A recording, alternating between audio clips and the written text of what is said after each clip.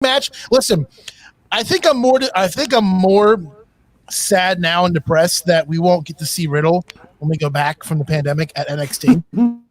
He gone. I mean, it'd be really cool though. Honestly, I was thinking about it when I was before I got on.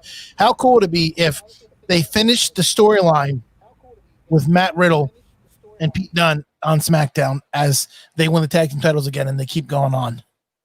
I think it's very possible. I could see Pete making his debut any day there. I mean, he's the type of person, he's so young, but he's so talented. He could show up any day on either one of those shows.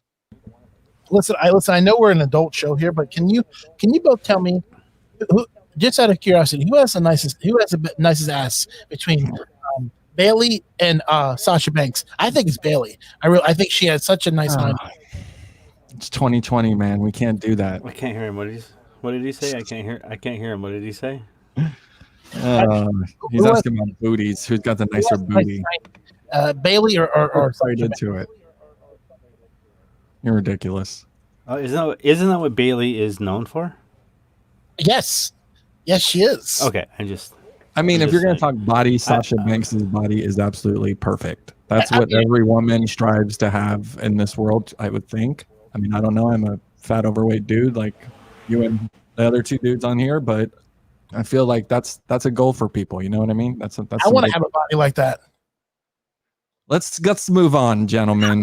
Let's get straight into. Obviously, yesterday there was some action-packed things happening between FyterFest and the Great American Bash. A lot took place, no doubt about it. Let's start with FyterFest. Let's have some discussions. People, please leave your comments. We will answer them live during the show. In the meantime, let's go straight into it and talk about day 2 of FyterFest. What did we think about the matches in general? And let's start off with Omega versus Adam Page versus Private Party, which I'm going to say right now, the Private Party has kind of wowed me. Of course, my mother's the one who's on the line. That's awesome. What did you guys think? To me, I thought that was a fantastic match. Between that and there's another match we're going to talk about that I think was neck and neck. But listen, I'm going to tell you right now, I think I'm disappointed that I didn't get to see the move because it was blocked. But when Adam Page does that double flip over the top and does like a JBL like clothesline, that's amazing, dude. That is absolutely. What is the name of that thing? It's a beautiful move. That finisher is amazing. They should call that the slobber knocker. I got my wife and my mother on board. Hello, baby. I thought you was talking to me. Sorry, dude. I got my loyal fans. You guys are the best. Thank you so much. So I totally agree with you. The finisher of Adam Page, the flip over the ring to that lariat clothesline is devastating. And I don't care what anyone says. I enjoy Omega and Page having what the little battle thing they have going on, and that's undoubtedly going to lead to a nice little duel between themselves. But Private Party has really stepped up.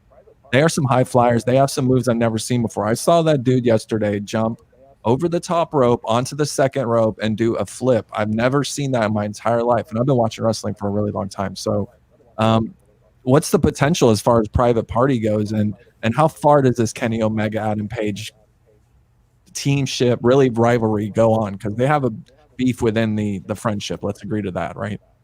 I'm going to tell you what, I'm very surprised, and I'm just scratching my head. I'm very surprised they won last night.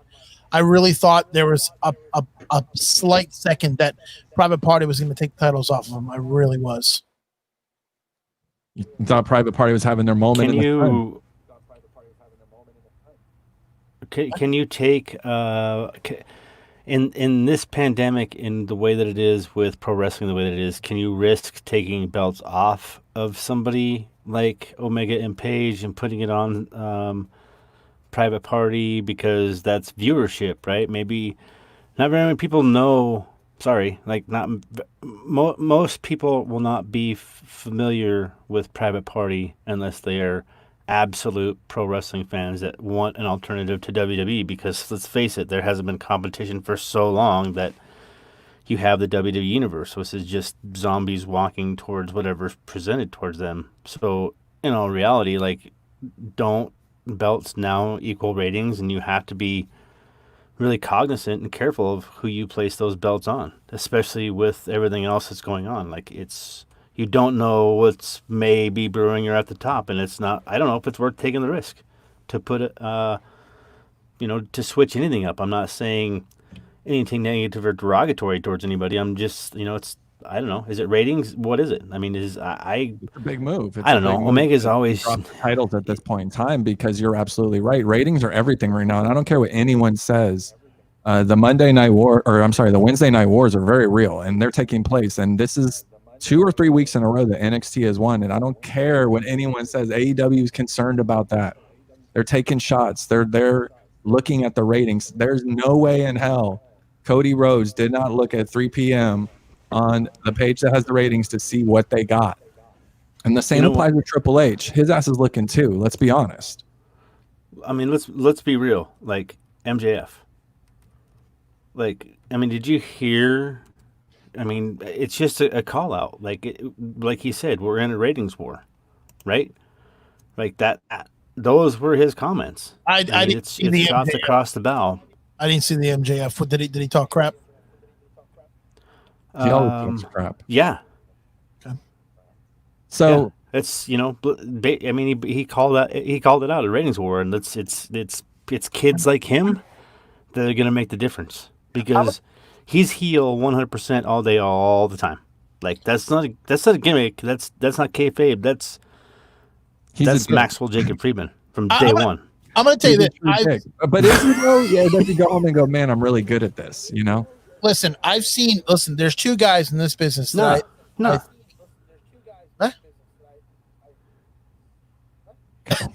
Okay, there's 2 guys in this business that I think are really good on the mic.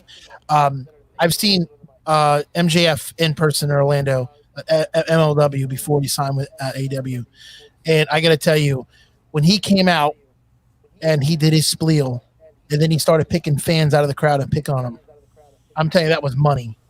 That was money.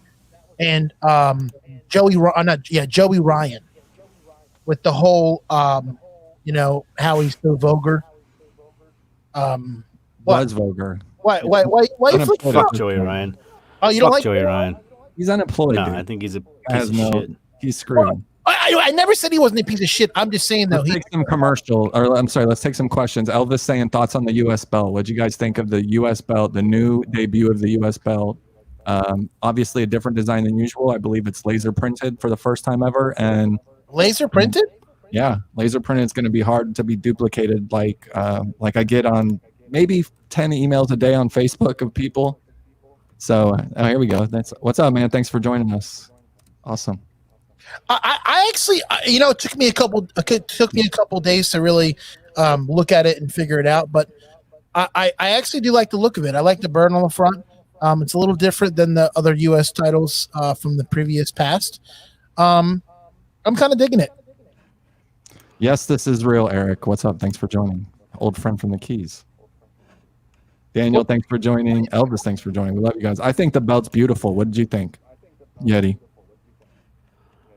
I really, when you look at this thing, there's Chris Harris. Right? There it is. Like, look at this thing. Look at that thing. It's beautiful. Right?